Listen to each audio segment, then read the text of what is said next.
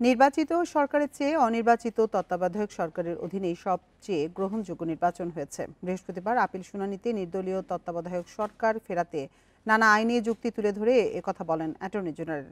তিনি বলেন, এই ব্যবস্থা বাতিলের ফলে গত ৩টি সংসদ নির্বাচন হয়েছে একতরফা। ধ্বংস হয় জবাবদিহিতা, ভেঙে পড়ে আমলাতন্ত্র ও আইনের শাসন।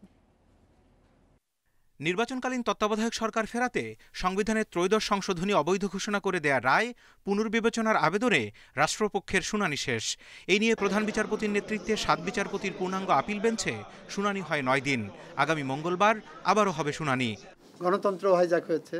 বৃহস্পতিবার আদালতে অ্যাটর্নি জেনারেল বলেন, গণতন্ত্র কোহিনূর হীরার মতো মূল্যবান, যা রক্ষার জন্য সংবিধানে যা প্রয়োজন সেভাবে সংশোধন করতে হবে। আর সুষ্ঠু নিরপেক্ষ নির্বাচন ছাড়া গণতন্ত্র অর্থহীন। প্রমাণিত হয়েছে নির্বাচিত সরকারই গণতন্ত্র নিশ্চিত করতে পারে না।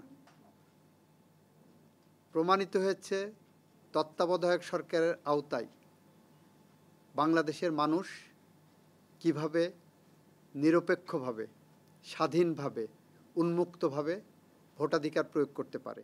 রাষ্ট্রের সর্বোচ্চ আইন কর্মকর্তা আদালতে মতামত দেন, আপিল বিভাগের রায়ে তত্ত্বাবধায়ক সরকার পুনঃপ্রতিষ্ঠিত হলেও তা আগামী নির্বাচনে নয়, তার পর থেকে কার্যকর হওয়া উচিত।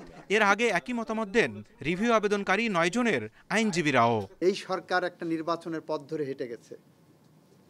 সেই নির্বাচনের পথে হাঁটতে যে নির্বাচনের প্রস্তুতি নিয়েছেন। এই সরকারের পরবর্তী সরকার যারা আসবে সেখান থেকে যদি কার্যকর করেন, এখানে কোনো ব্যত্যয় হবে না। যেটা আমরা জাজমেন্ট দিয়ে ইন্ডিয়ান সুপ্রিম কোর্টের গোলকনাথের জাজমেন্ট দিছি, মাহমুদুল ইসলাম সাহেবের কনস্টিটিউশনাল লয়ের জাজমেন্ট দিছি।